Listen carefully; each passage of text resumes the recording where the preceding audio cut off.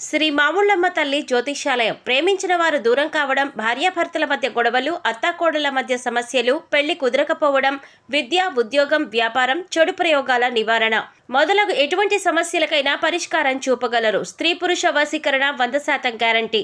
విదేశాలలో ఉన్న వారికి వాట్సాప్ కాల్లో జాతకం చెప్పబడును. గురూజీ రామకృష్ణ శాస్త్రి. Cell number 9949667583. మంచి హస్తవాసి ఉన్న గురూజీ ఒకసారి కాల్ చేస్తే మీకే తెలుస్తుంది. ఓం శ్రీ మాత్రే నమః. ఛానల్లోకి స్వాగతమండి. జనవరి 29వ తేదీన అమావాస్య.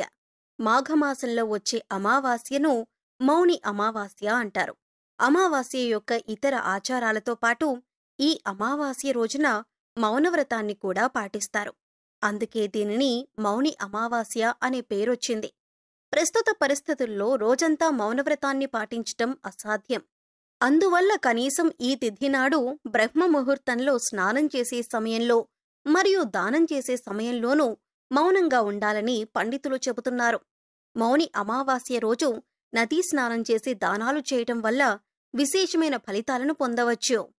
అయితే నదీ స్నానం చేయటానికి వీలు కాని మీనరాశివారు ఇంట్లో స్నానం చేసే నీటిలో ఇవి వేసుకుని స్నానం చేయటం వల్ల మీకున్న ఆర్థిక సమస్యలతో పాటు అనేక రకాల ఇబ్బందులు, నరదృష్టి, నరఘోష వంటివి తొలగిపోతాయి. అయితే స్నానం చేసే నీటిలో ఈ రాశివారు ఏది వేసుకుని స్నానం చేయాలి అనే అంశాలను ఇప్పుడు వివరంగా తెలుసుకుందాం. కానీ అంతకంటే ముందుగా మీరు కనుక ఇప్పటివరకు మన ఛానల్ని సబ్స్క్రైబ్ చేసుకోకపోతే సబ్స్క్రైబ్ చేసుకొని పక్కనే ఉన్న బెల్ ఐకాన్ నొక్కి ఆల్ సెలెక్ట్ చేసుకుంటే మేము ఇలాంటి వీడియోస్ అప్లోడ్ చేయగానే ముందుగా మీకు నోటిఫికేషన్ వస్తుంది.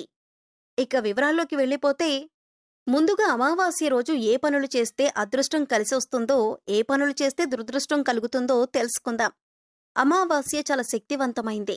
అమావాస్య రోజు కొన్ని పనులు చేస్తే అదృష్టం బాగా కలిసొస్తుంది. అమావాస్య రోజు ఎవరైనా సరే సూర్యోదయానికి పూర్వమే తలస్నానం చెయ్యాలి. తలంటూ స్నానం చేయకూడదు. తలస్నానం అంటే కేవలం నీళ్లు తల మీద పోసుకుని తలస్నానం చేయాలి. ఈ తలస్నానం చేస్తే చాలా మంచిది. అమావాస్య రోజు మధ్యాహ్నం పూట నిద్రపోకూడదు. మధ్యాహ్నం పూట నిద్రపోతే దరిద్రం చుట్టుకుంటుంది. ఈ రోజు విశేషంగా లక్ష్మీ పూజ చెయ్యాలి. అమావాస్య రోజు చేసే లక్ష్మీ పూజను ఐశ్వర్య లక్ష్మీ పూజ అంటారు. ఈ పూజ చేయటం వల్ల ఆర్థిక సమస్యలన్నీ తొలగిపోతాయి. అమావాస్య సందర్భంగా అన్నదానం చేసినా, వస్త్రదానం చేసినా విశేషమైన శుభ ఫలితాలు కలుగుతాయి. అలాగే అమావాస్య సందర్భంగా ఎవరైనా సరే ఎడమ కాలికి నల్లదారం కట్టుకుంటే చాలా మంచిది. అమావాస్య రోజు ఎడమకాలికి నల్లదారం కట్టుకుంటే ఎదుటివాళ్ల ఏడుపులేవి మీ మీద పనిచెయ్యవు. దిష్టి ఉండదు, నరపీడ ఉండదు, శత్రుబాధలు తొలగిపోతాయి. ఎడమకాలికి నల్లదారం అమావాస్య రోజు కట్టుకోవాలి. అలా కట్టుకున్నట్లయితే మీకున్నటువంటి దిష్టిదోషం మొత్తం తొలగింపజేసుకోవచ్చు. అలాగే అమావాస్య రోజు రాత్రిపూట భోజనం చేయకూడదు. ఉపవాసం ఉండాలి. కేవలం పళ్ళు, పాలు మాత్రమే ఆహారంగా స్వీకరిస్తే చాలా మంచిది. అలాగే అమావాస్య అంటే సూర్యుడికి చాలా ఇష్టమైన రోజు. అందుకే ఎవరైనా సరే అమావాస్య సందర్భంగా సూర్యుడికి అర్ఘ్యమిస్తే, అంటే సూర్యుడికి నీటిని సమర్పిస్తే జాతక దోషాలు తొలగిపోతాయి. అంటే రాగి చెంబులో నీళ్లు తీసుకుని ఆ నీళ్లల్లో ఎర్ర పుష్పం, చిటికెడు కుంకుమ పువ్వు, కొద్దిగా గంధం కలిపి తూర్పువైపు తిరిగి ఓం సవిత్రే నమః అంటూ 12 సార్లు జపించి సూర్య భగవానుడికి ఆర్ఘ్యమిచ్చినట్లయితే విశేషమైన ఫలితాలు కలుగుతాయి.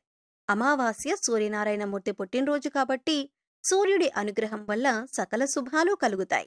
అలాగే పితృదోషాలు, పితృశాపాలు తొలగిపోవటానికి అమావాస్య రోజు ఒక ప్రత్యేకమైన విధి విధానం పాటించాలి. మీకు దగ్గరలో రావి చెట్టు ఉన్నట్లయితే రావి చెట్టు దగ్గరికి వెళ్లి రావి చెట్టు మొదట్లో ఆవాల నూనె అంటే మస్టర్డ్ ఆయిల్ ప్రమిదలో పోసి 8 ఒత్తులు విడిగా వేసి దీపాన్ని వెలిగించాలి. అమావాస్య రోజు ఎవరైతే రావి చెట్టు దగ్గర ఆవాల నూనె దీపం పెడతారో వాళ్లకున్నటువంటి పితృదోషాలు, పితృశాపాలన్నీ తొలగిపోతాయి. అలాగే అమావాస్య సందర్భంగా నవధాన్యాలకు సంబంధించిన ఒక ప్రత్యేకమైన పరిహారం పాటిస్తే లక్ష్మీ కటాక్షం చాలా సులభంగా కలుగుతుంది.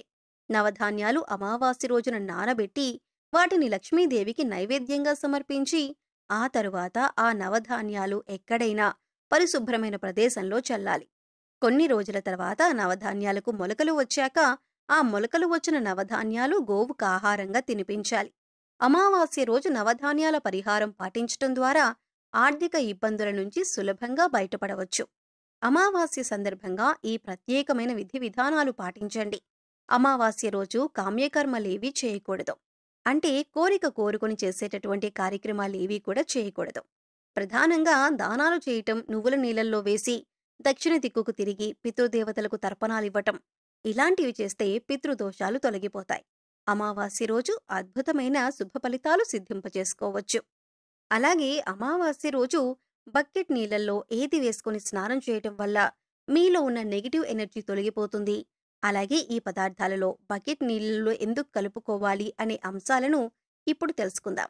ప్రతి ఒక్కరూ కూడా ఆ భగవంతుడి ఆశీస్సులు మాపై ఉండాలని, జీవితంలో గొప్పగా ఎదగాలని కోరుకుంటారు. మరి ఆ దిశగా అడుగులు వేసేందుకు తమ వంతుగా ప్రతిరోజు పూజ చేస్తూ ఉంటారు. పూజ చేసినప్పుడు ఫలితాలు వస్తాయా అంటే మనశ్శాంతి మాత్రం ఖచ్చితంగా వస్తుంది. ఫలితం వస్తుందా అంటే మాత్రం అది వారి పూర్వజన్మ కర్మ ఫలితం మీద కూడా ఆధారపడి ఉంటుంది.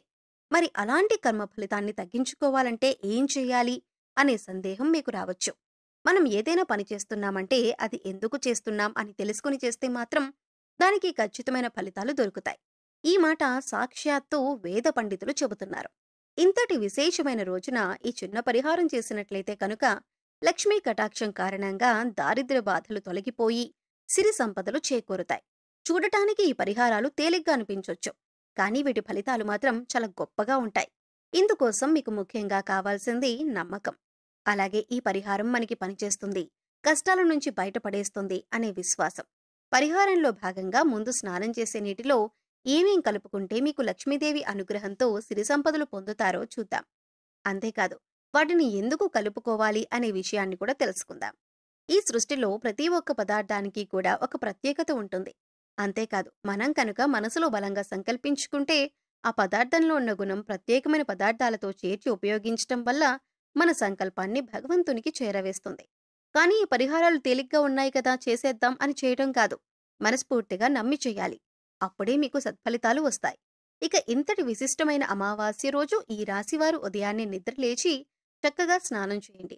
అలాగే స్నానం చేసే నీటిలో ఒక తమలపాకు, కొద్దిగా రాళ్లుప్పు, అలాగే 2 హారతి కర్పూరం బిళ్ళలను పొడి చేసి వేసుకుని ఇవన్నీ నీళ్లలో కలుపుకొని స్నానం చేయాలి.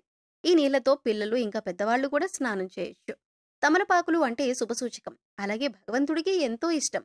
అంతేకాకుండా ఈ పదార్థాలన్నీ కూడా మీలో పాజిటివ్ ఎనర్జీని పెంచుతాయి, మీ చుట్టూ ఉన్న నెగిటివ్ ఎనర్జీని తీసేస్తాయి. ఈ పదార్థాలను నీళ్లలో కలిపి స్నానం చేయటం వలన భగవంతుని అనుగ్రహాన్ని పొందుతారు. ఇక రెండో పదార్థం మనం నీళ్లలో కలిపింది రాళ్లుప్పు.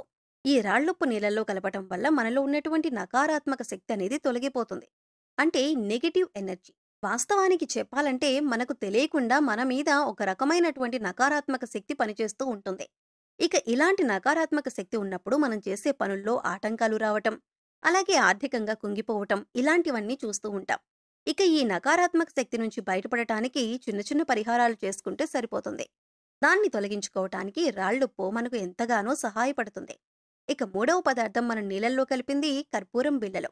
ఇలా 2 కర్పూరం బిళ్ళలను పొడి చేసి నీళ్లలో కలపటం వల్ల మనలో దైవభావం పెంపొందుతుంది. దీని నుంచి వచ్చే సువాసన మనలో ఉన్న చెడు ఆలోచనలను తొలగించి ఆధ్యాత్మిక వైపు మనల్ని నడిపిస్తుంది. ఈ రోజున విష్ణుమూర్తిని వైద్య వీరరాఘవ స్వామిగా పూజిస్తారు. స్వామివారి దగ్గర దీపారాధన చేసి బియ్యపిండిలో బెల్లం, కొద్దిగా యాలకుల పొడి కలిపి పిండి దీపాన్ని వెలిగించి స్వామివారిని పూజించటం వల్ల అనేక రకాల అనారోగ్య సమస్యల నుంచి బయటపడతారు. సో చూశారు కదండి, జనవరి 29వ తేదీ మౌని అమావాస్య రోజున ఈ రాశివారు ఏ చిన్న పరిహారం చేయటం వల్ల వారి జీవితంలో ఉండే కష్టాలు, నష్టాలు అన్నీ తొలగిపోతాయి అనే అంశాలతో పాటుగా అమావాస్య రోజు స్నానం చేసే బకెట్ నీటిలో ఏది కలుపుకొని స్నానం చేయటం వలన నెగిటివ్ ఎనర్జీ తొలగిపోయి ఆర్థికంగా అభివృద్ధి చెందుతారు అనే అంశాలను ఈ వీడియోలో మనం వివరంగా తెలుసుకున్నాం కదా. ఈ వీడియో మీకు నచ్చినట్లయితే లైక్ చేయండి. అలాగే మీ ఫ్రెండ్స్ అండ్ ఫ్యామిలీ మెంబర్స్లో ఎవరైనా మీనరాశి వారు ఉన్నట్లయితే వారితో ఈ వీడియోను షేర్ చేసుకోవటం మర్చిపోకండి. అలాగే ఇప్పటి వరకు మన ఛానల్ని సబ్స్క్రైబ్ చేసుకోకపోతే సబ్స్క్రైబ్ చేసుకొని పక్కనే ఉన్న బెల్ ఐకాన్ నొక్కి ఆల్ సెలెక్ట్ చేసుకుంటే ఇలాంటి వీడియోస్ అప్లోడ్ చేయగానే ముందుగా మీకు నోటిఫికేషన్ వస్తుంది. మరో చక్కటి వీడియోతో మళ్ళీ కలుసుకుందామండి. ఓం శ్రీ మాత్రే నమః.